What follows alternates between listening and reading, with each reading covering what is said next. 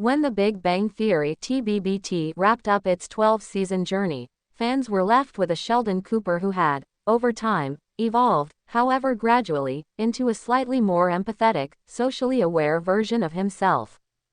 It was a satisfying arc, largely because the show worked hard to show how the people around Sheldon, Leonard, Penny, Amy, and the rest of the gang, softened his sharpest edges. However, when Young Sheldon premiered, it promised a deep dive into the formative years of this quirky genius, potentially illuminating the path that led to the adult viewers had come to love and occasionally tolerate. And yet, in a strange twist of narrative irony, Young Sheldon, in its effort to avoid one specific Big Bang Theory plot, namely, the emotional abuse and neglect Sheldon often described, accidentally made its protagonist worse. The family portrayed in Young Sheldon is far more functional, supportive, and emotionally present than the one adult Sheldon routinely described. And this contradiction creates a ripple effect, subtly reframing Sheldon's worst traits not as survival mechanisms, but as innate flaws, and it makes him, retroactively, more insufferable. Let's explore how avoiding this darker TBBT story makes Young Sheldon's version of Sheldon harder to empathize with, and how it quietly undermines the emotional growth we thought we saw in the adult version. The inconsistency. Past meets present. In TBBT, Sheldon frequently references his childhood in East Texas with a kind of detached bitterness. He speaks of an alcoholic father who didn't understand him, a deeply religious mother who smothered him with Bible verses, and a family that generally failed to relate to his intellect and quirks.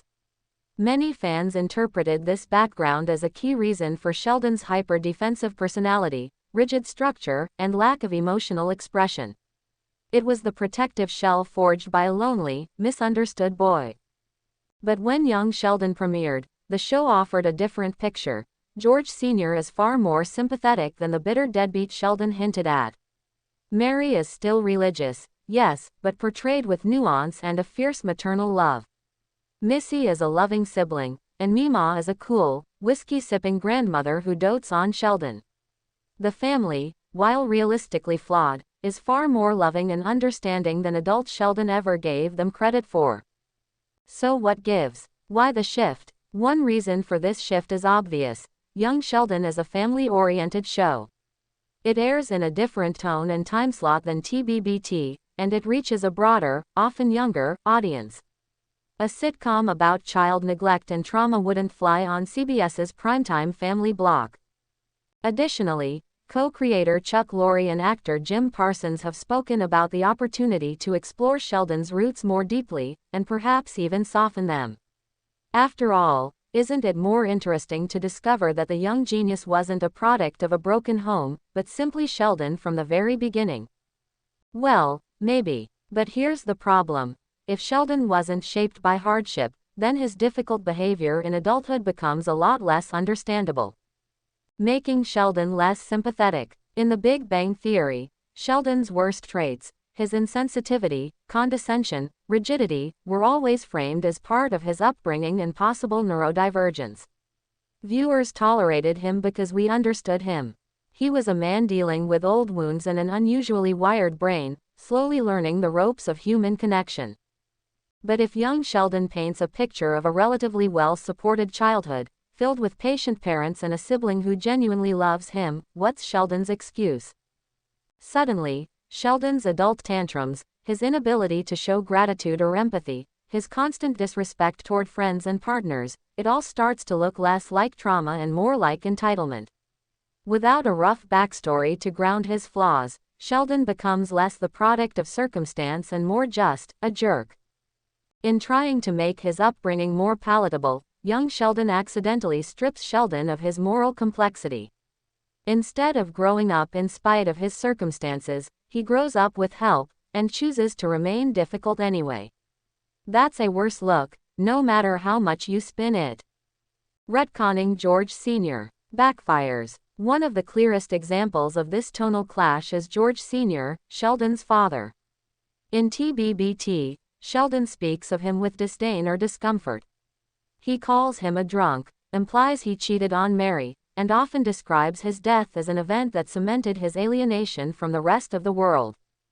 But young Sheldon's George Sr. is almost heroic, hardworking, misunderstood, a surprisingly good father under pressure. When he eventually dies, as he must, canonically, it becomes a tragic moment, not the shrug Sheldon describes in TBBT, but a shattering loss. So who's lying? Is it Sheldon, the unreliable narrator? Has he buried the truth under layers of bitterness and trauma? If so, young Sheldon doesn't make that clear. Instead, it creates a jarring cognitive dissonance that makes viewers question whether Sheldon is not only unreliable, but actively ungrateful. Imagine mourning a character like George Sr. in young Sheldon, only to hear adult Sheldon speak of him like a footnote. It's jarring. It hurts the continuity, and it hurts Sheldon's credibility as a narrator of his own life. Can both versions be true? To be fair, life is complicated. It's possible that both versions of Sheldon's past are true, in their own way. A child may remember a parent one way, while the reality is far more layered. Trauma doesn't always come from overt abuse, it can stem from being different, misunderstood, or unsupported in subtle ways. But again, young Sheldon doesn't emphasize this ambiguity. It leans heavily into a more heartwarming portrayal, rarely showing the kind of sustained emotional neglect that would explain Sheldon's future behavior. In doing so, it closes the door on complexity, and inadvertently makes Sheldon's future choices seem less like survival, and more like selfishness. The narrative cost of playing nice. Ultimately, young Sheldon's choice to avoid the darker side of TBBT canon makes for a more pleasant viewing experience. It's sweet, funny, and touching. But it comes at a cost. By making Sheldon's childhood too idyllic, the show rewrites the emotional math behind the man we spent over a decade watching. It weakens the arc of growth, because it removes the depth of the fall. If Sheldon didn't suffer as a child, then who is he growing from? If he always had love, what's he running from? In fiction, just as in life, the rough edges matter.